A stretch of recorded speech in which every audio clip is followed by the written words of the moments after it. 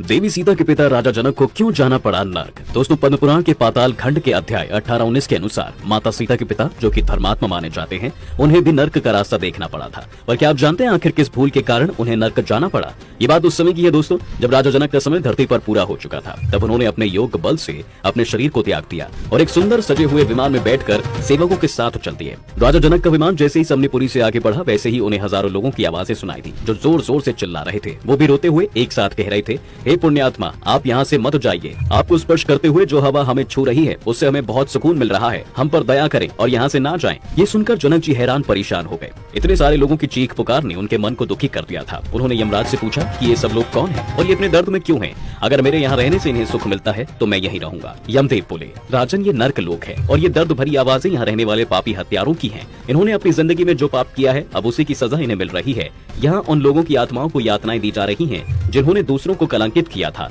चोरी डकैती की है, शादीशुदा होते हुए दूसरी स्त्री के साथ प्रेम किया है। इतना ही नहीं, यहाँ वो लोग भी शामिल हैं जिन्होंने अपने दोस्त को धोखा दिया है, अपने भाइयों की जायदाद हड़पी है। ऐसे कई पाप करने वालों को यहाँ सजा देने के लिए लाया गया है। ऐसे में आप यहाँ नहीं रह सकते, क्योंकि आप एक पुण्य आत्मा है और आपकी जगह दिव्य लोक में है। जनक जी ने कहा, मैं यहाँ से गुजर रहा था, जो इन्हें इतना सुख मिला, जरा सोचिए, मेरा यहाँ रुकने से इन्हें कितना आराम मिलेगा। मैं इतने लोगों को दर्द में छोड़कर यहाँ से कैसे जा सकता हूँ? ये मेरे धर्म के खिलाफ है। मैं इतना पत्थर दिल भी नहीं हूँ। अगर आप इनको इनके दुख से मुक्ति दे दें तो मैं भी यहाँ से खुशी से जा पाऊंगा। यमराज बोले, राजन, इन लोगों ने बड़े बड़े पाप किए हैं और अपने कर्मों की सजा भुगते बिना ये यहाँ से नहीं जा सकते हैं। उन्होंने एक पापी की तरफ उंगली करते हुए कहा, आप इसे देख रहे हैं? इस व्यक्ति ने अपने ही दोस्त की पत्नी के साथ जबरदस्ती की थी। वो दोस्त जो इस पर आंख बंद करके भरोसा करता था। बताइए, इसे कैसे मैं मुक्त कर दूं? इसे तो पहले लोशंकु नाम के नर्क में 10,000 वर्षों तक पकाया जाएगा। उसके बाद इसे सुअर की और फिर मनुष्य की योनि प्राप्त होगी और उस योनि में ये नपुंसक होगा। आइए अब आपको एक और पापी दिखाते हैं। यह देख रहे हैं आप? ये शादीशुदा होते हुए भी हमेशा दूसरी औरत के साथ प्रतिक्रिया करने में लगा रहता था, इसलिए इसे 100 साल तक रैरव नर्क में यात्राएं झेलनी पड़ेंगी।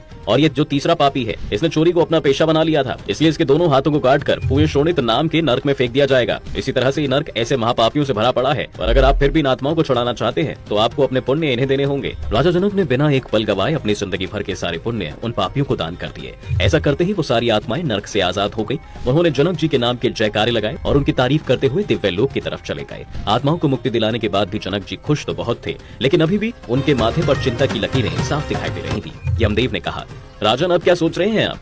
जनक जी बोले, यमदेव, आप तो सब पहले से जानते थे, धार्मिक पुरुषों का यहाँ आना होता ही नहीं। फिर आप मुझे इस रास्ते से क्यों लाए? आखिर में मुझे भी नर्क आना पड़ा और यहाँ आकर दुख भी सहना पड़ा। इसका क्या मतलब है? यमदेव ने मुस्कुराते हुए कहा, राजन, आपने अपनी जिंदगी में एक गलती की थी और आपको जो यहाँ आकर दर्द सहना पड़ा, ये उसी गलती की सजा थी। राजा जनक बोले, मैंने ऐसा क्या पाप कर दिया था? तब यमराज ने उन्हें बताया कि एक बार आपने चरती हुई गाय को रोक दिया था, यानी कि जब वो अपना भोजन कर रही थी, आपने उसको बीच में ही रोक दिया था, इसलिए आपको नर्क का दरवाजा देखना पड़ा। आप यहाँ आकर अब उस पाप से मुक्त हो चुके हैं और आपके कारण जो पापी आत्माओं को मुक्ति मिली है, उससे भी आपके पुण्य और बढ़ गए हैं। अब चलिए, आपका दिव्यलोक में इंतजार हो रहा है। इसके बाद दोस्तों यमराज जी जनक को लेकर स्वर्ग लोक चले गए। तो दोस्तों, आपको ये वीडियो कैसा लगा हमें कमेंट करके जरूर बताएं और साथ ही इस वीडियो को ज्यादा से ज्यादा शेयर करके अपने तथा अपनों का भी भला करें।